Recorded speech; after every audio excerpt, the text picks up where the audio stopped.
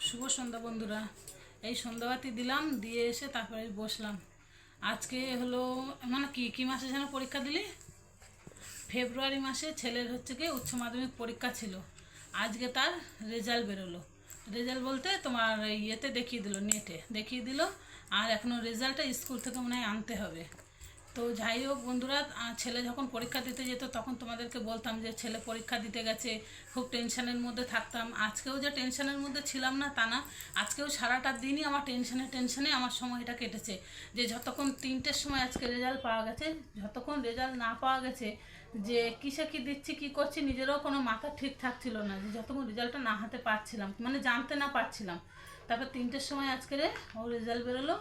মানে মোটামুটি 5টা করে গেছে। যে অনেক ভালো নাম্বার বা লেটার মার্কস কিছু পেয়েছে সেরকম কিছু না, মোটামুটি একটা নাম্বার এমন পেয়েছে যে পাস করে